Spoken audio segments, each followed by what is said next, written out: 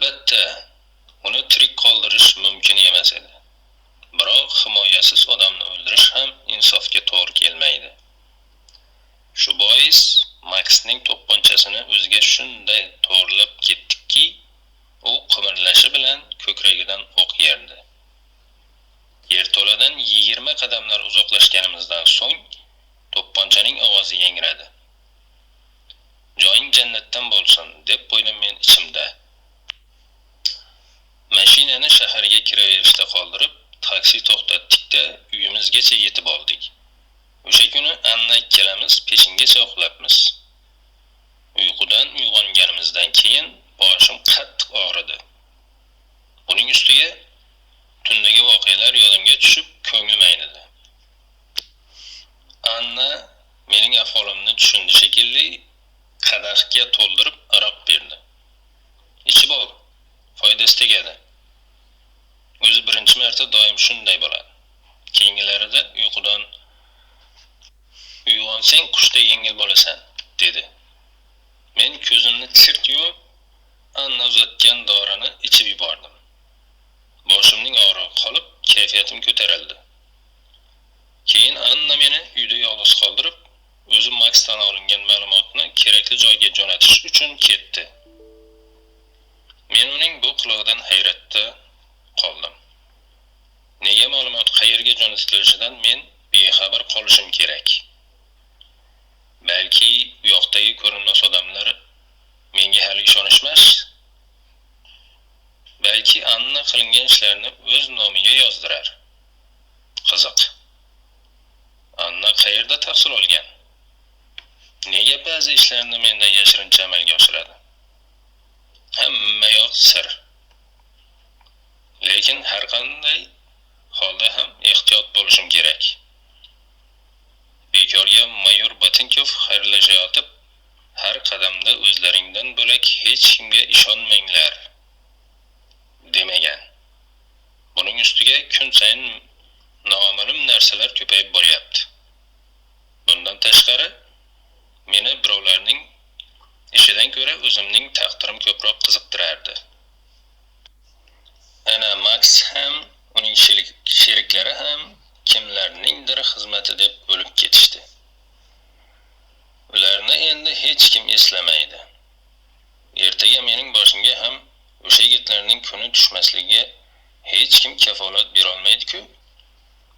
Ish qilib, o'ligim bu yerlarda qolib ketmasin-da.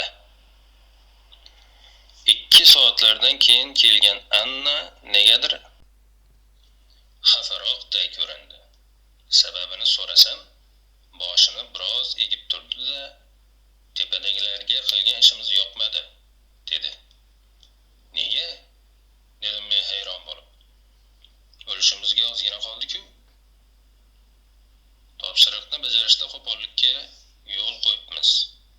Imkoniyatdan to'g'ri foydalanmabsizlar", deyishdi. Umuman ularning gapida jon bor. Biz ehtiyotkorlikni yo'qotib qo'yganmiz. Boshqacha yo'l tutishimiz kerak edi. Hamma narsani imijimida hal qilish uchun qo'shimcha imkoniyatlar topmaganimiz menimcha eng katta xatomiz bo'ldi. Men garchi ishimizga berilgan bahodan jahlim chiqqan bo'lsa-da, indamay qo'ya qoldim. 3 kun bizga topshiriq berilmadi. Shu 3 kun ichida deyarli qamalib o'tirdik. Faqat har kuniga bir marta yegulik sotib olish uchun do'konga chiqib keldik xolos. Zerikdim. Maftunkor, shirin suxan, aqlli Anna bilan 3 kun bir joyda o'tirish me'damga tegdi. Ko'chalarni emni-erkin aylangim keldi. Biroq shaharda yuz bergan qotillikdan keyin hamma joyda politsiyachilar izg'ib qolishgan. Bunday paytda ko'chaga chiqish boshni o'z ixtiyori bilan sirtmoqqa solishday gap. Nihoyat 4-kun bizga buyruq keldi. Unda Bonga borib, u yerdagi josusimiz Bonga Mikeladze ketgandi. Hamkorligida G'arbiy Germaniyaning 246-789 polkidan bizga qarshi ishlab chiqilgan maxsus reja jamlanmasini o'marib kelish zarurligi uqtirilgandi. Men xursand bo'lib ketdim. Har qalay Mikeladze bilan ancha yaqin edik. Ko'rishib kelaman deb umid qildim. Biroq meni bunda xuddi Annaga o'xshagan chiroyli qiz kutib oldi. Yo'l-yo'lakay u bilan gaplashib ketdik. Mikeladzeni so'ragandim, negadir yoqirash qildi-da, "Borganda ko'rasan", dedi. Ular yashaydigan joyga borsak, Mikeladze ko'rpa-to'shak qilib yotib olibdi. "Tinchlikmi?" dedim ko'rishish uchun unga qo'limni uzatib. "Burga tepdimi?" "Ha, burganing zo'ri. Bitta emas, 5-6 ta", dedi chuqur so'lish olib. Keyin ko'rsatkich barmog'ini labiga bosib, "Ts" dedi-da, ko'zini qisib qo'ydi. Men Mikeladze bilan Natasha, Mikeladzening sherigi, chiqib ketguncha u yoq bu yoqdan gaplashib o'tirdim. Natasha ketgach, Mikeladze jonlandi. "Og'ayni, bu yerda yurishimiz menga ko'p ham yoqmayapti. Buning ustiga anavi kuni kechqurun Natasha bilan aylanib yurib qovun tushirib qo'ydik. Restorandan 3tasi mast bo'lib chiqdi-da, yonimizdan o'tayotib, Natashani turtib yuborishdi. Men "Ko'zingga qarab yurmaysanmi?" degandim, bittasi tashlanib qolsa bo'ladimi? Tabiiyki, joyini soldim. Keyin sheriklarning ham jag'larini silab qo'yishga to'g'ri keldi. Bir payt Natasha "Qochdik, politsiya!" deb qichqirdi. Qochayotganimda yaramas politsiyachilar o'q uzib qolishdi. Biqinimdan yaralandim. Lekin qo'lga tushmadik. Qochishga ulgurdik. Bu yoqqa kelganimizdan keyin Natashadan baloga qoldim. "Nima ishing bor edi meni turtib o'tishgani bilan? Kimligingni unutib qo'ydingmi? Qo'lga tushganimizda nima bo'lardi?" deb ancha vaqt sayradi. Ayollardan gap eshitish o'lim bilan teng men uchun. Menimcha bu kasallik qonimda bo'lsa kerak. O'ziyam tishimni tishimga bosib bazo'r chidadim. Natashaning o'zi sayragani yetmaganday yuqoriga ham ma'lumot berib yubordi. Sababini so'rasam, "Sen uchun mening o'lgim kelgani yo'q", deydi. Xullas, og'ayni, bu yog'i nima bo'lishini bilmayman. Balki meni Soyuzga jo'natishar, balki dispatga peshonaga yozilgan ko'ramiz. "Xafa bo'lma", dedim men uning ko'nglini ko'tarish harakat qilib. "Hech kim sezmabdi-ku josusliklaringni. Hammasi joyga tushib ketadi. Mana ko'rasan. Hali senga qahramonlik berib yuborishadi." Mikeladze siniq jilmaydi. Aftidan gapimdan qoniqish hosil qilmadi. "Yarang qanday? Og'irmasmi?" dedim men uning yuziga tikilib. "Shunchaki o'q yelab o'tgan. Natashaning aytishicha, bir haftalar ichida sog'ayib ketaman." Mikeladzening gapi chala qoldi. Xonaga Natasha kirib keldi. "O'tiribsizlarmi hasratlashib?" dedi u kulib. Men esa yangilik olib keldim. "Mikola, sen Soyuzga ketadigan bo'lding. Avval davolanasan, keyin desant qismida xizmat qilasan. Zo'rmi?" Natashaning gapidan Mikeladzening afti bujmayib ketdi. Qo'llari musht bo'lib tugildi. Keyin ko'zini yumdi.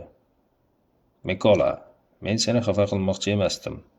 Qaytanga xursand bo'lasan deb o'ylagandim", dedi qovog'i osilib Natasha. "Ey, shunga shunchami? Men sening o'rningda bo'lganimda jon deb ketgan bo'lardim. Mazza emasmi Soyuzda? Hech narsadan xavotir olmaysan, o'ynab kulib xizmat qilasan", dedim men atay kulimsirab. Biroq Mikeladzening holati mening gaplarimdan keyin ham o'zgarmadi. U ko'zini yumib jim yotaverdi. Kechqurun men berilgan topshiriqqa doir ma'lumotlarni Natashadan oldim-da, yo'lga chiqdim. Boradigan joyim uzoq emasdi. Dushman polki shundoqqina shahar biqinida joylashgan. Baxtimga undan taxminan 500 metrlar chamasi narida yemakxona bo'lib, tuni bilan ishlarkan. Yarim kechagacha shu yerda o'tirib kutdim. Odamlarda shubha uyg'otmaslik uchun pivo ichdim. Raqsga tushayotgan qizlar bilan raqsga tushdim. Eng muhimi, ko'z ostimga olgan harbiy qismda xizmat qilayotgan ikkita yigit bilan tanishdim. Ular onda-sonda bu yerga kelib dilxushlik qilib ketisharkan. Ularni o'lguday ichirdim. Azbaroyi uchib qolishdi. So'ng o'zimni mastlikka solib, yangi tanishgan do'stlarni kuzatib qo'yadigan bo'ldim. Tungi 12lardan oshganda biz yemekxonadan chiqdik. Hamrohlarim baqirib-chaqirib qo'shiq aytishardi.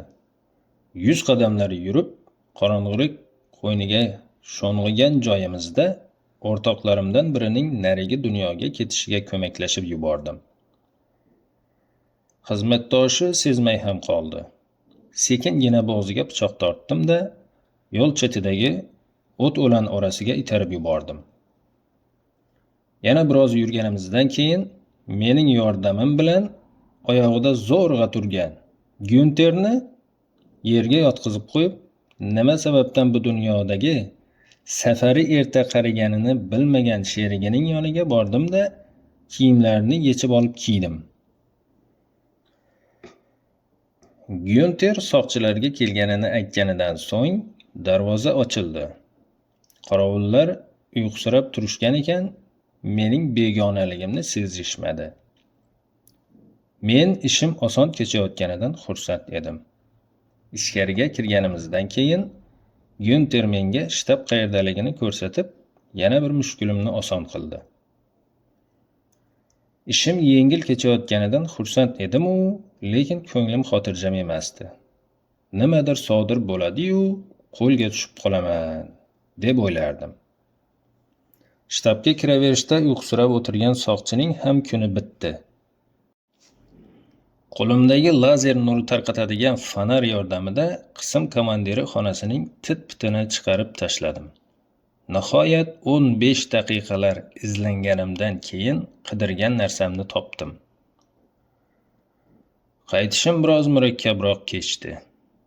Gyunter yotog'iga kirib ketgan, yolg'iz o'zim qismdan chiqib ketishim kerak edi. Birinchi qorovul hech narsa sezmadi. Biroq ikkinchisi xitlanib qoldi. Bu unga qimmatga tushdi. Bir necha marta qonga bo'yalgan yonimdagi pichoq yana ishga tushdi. Natasha bilan Mikeladze turgan uyga kirib borganimda tong yorisha boshlagandi. Natasha meni sarosimalanib kutib oldi. Uning ko'zlari hadiqqa to'la edi. Garchi juda qattiq charchagan bo'lsam-da, qandaydir noxushlik sodir bo'lganini darrov sezdim. Va Natashadan "Tinchlikmi?" deya so'radim. Natasha boshini egdi. Biroz sukut saqladi. "Tinchlikmi, nima bo'ldi?" deya qayta so'radim undan. "Mikeladze", deya Natasha ko'zidan oqqan yoshni yengiga artdi. "Nima bo'ldi?" dedim men sabrim chidamay. "Yomon yaralangan ekan. Men yordam bera olmadim", dedi Natasha endi yig'lab turib. Men qo'limdagi hujjatni Natashaga berishni ham unutib, Mikeladze yotgan xonaga yugurib kirdim. Xona to'ridagi karavot ustiga oq choyshab yopib qo'yilgandi. Shoshgancha choyshabni yulqib ochdim. Boshi jag'i bilan qo'shib bog'langan Mikeladze beozor hordiq chiqarayotgan odamdek ko'zini yumib yotardi. Yarasi unchalik og'ir emasligini o'zim ko'zim bilan ko'rgandim-ku, deya baqirib Natashaga. Men ham shunday deb o'ylovdim, lekin birdan isitmasi chiqib, alahsiray boshladi. Shoshib qoldim. Yugurib borib oshxonadan suv keltirgunimcha tamom bo'pti, bechora, dedi Natasha kipriklari pirpirab. Natashaning so'zlariga ishongim kelmayotgandi. Bu yerda bir gap bor. Bor yo'g'i terisini yalab o'tgan o'q o'limga olib kelishi mumkin emas. Shu gumonim bois quroldoshimning badanini sinchiklab kuzatib chiqdim. O'sha yeridan bo'lak tanasining biron joyi tirnalmagan. Biroq joni chiqishida qattiq zo'riqqan shekilli tomoq tomirlari bo'rtib qolgan. Boshqa payt bo'lganda albatta uni ekspertizaga olib borgan, do'stimning aynan nimadan o'lganligini aniqlagan bo'lardim. Ammo hozir qo'limdan hech voqa kelmaydi. Odamga shunisi alam qiladi. Buni ko'mishimiz kerak, dedi Natasha menga o'tkir nigohini tikib. Shu yergami? Uyiga, vataniga olib bormaymizmi? Dedim men uning gapiga hayron bo'lib. Buning iloji yo'q, dedi Natasha keskin. Ertaroq ko'mishimiz kerak. Bo'lmasa kech qolamiz. Men mashina olib kelgandim. Seni kutib turdim. Axir bir o'zim eplolmayman-da. Men lommim demadim. Deyolmasdim ham. Agar gapirsam, ichimdan o't chiqib ketishi, bu o't qarshimdagi xonimchani kuydirib yuborishi tayin edi. Alamim g'azabimdan tishlarimni g'achirlatdim xolos. Endigina 19 ga kirgan, orzulari xazon bo'lgan Mikeladzening jasadini choyshapga o'radim-da, ko'tarib tashqariga olib chiqdim. Natasha bu paytda mashina yukxonasini ochib turgandi. Jasadni yukxonaga joylab, rul tomonga o'tayotganimda negadir kapotni ushlab ko'rgim keldi. Mashina kapoti muzday edi. Demak, yaqinda kelmagan. Mikeladzening o'limi avvaldan bashorat qilingan. Tong otar mahal quroldosh do'stimni yerga topshirib qaytib keldik. Men ehtiyot shart uning ko'milgan joyini yon daftarchamga yozib qo'ydim. 2 kun hech qayerga chiqmay dam olganimdan keyin yana Berlinga qaytib ketdim. Anna safarim samarali kechganidan xursand bo'ldi. Men senga ishongandim. Qoyillatib bajarasan deb o'ylagandim. Xuddi ko'nglimdagiday bo'pti, dedi yuzimga labini bosarkan. Keyin Mikeladzening o'limidan gap ochib, qayg'umga sherikligini bildirdi. Bir hafta karaxt ahvolda o'zimga kelolmay yurdim. Atrofimdagilarning hammasi dushmanday. Payt poylab bo'g'zimga pichoq qadaydiganday tuyulaverdi. Holatimni ilg'agan Anna meni o'z holimga qaytardi.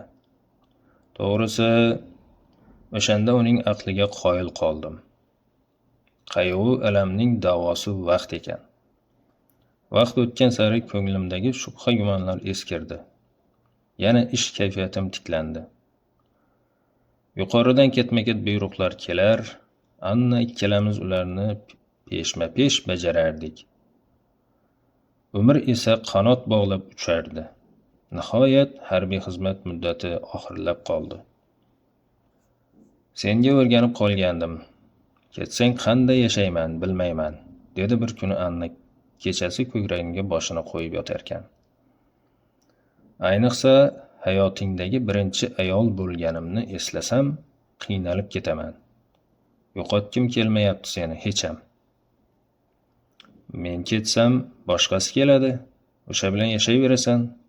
Xuddi men bilan yashaganingday, dedim shiftga qarab yotarkanman. Jinnimisan? Nimalar deyapsan? Men seni sevib qolganman. Shu meni qiynaydi. Hech kimni seni sevganchalik sevmaganman. O'zing hamma narsaning davosi vaqt deysan-ku. Vaqt o'tgandan keyin men sening xotirangdan izsiz yo'qolaman. Bas! Birdan qichqirib yubordi Anna. Gapirma, iltimos, o'lib qolaman. Annani bag'rimga bosdim. Zotan men ham uni qattiq yaxshi ko'rib qolgandim. Biroz o'tib, quchog'imdagi juvonning piqillab yig'lagani eshitildi. Men uning sochidan siladim. Yuzidan, lablaridan o'pdim. Yig'lama, deya qulog'iga shivirladim. Biroq u o'zini bosolmadi. Yig'layverdi. Oradan bir soatlar chamasi vaqt o'tgandan keyingina uxlab qoldi. Uyg'onganimda Anna nonushta tayyorlab qo'ygan ekan. Odatda nonushta oddiygina bo'lardi. Qaymoq, tuxum, choy va shirinliklar. Bu safar esa dasturxon bayramona.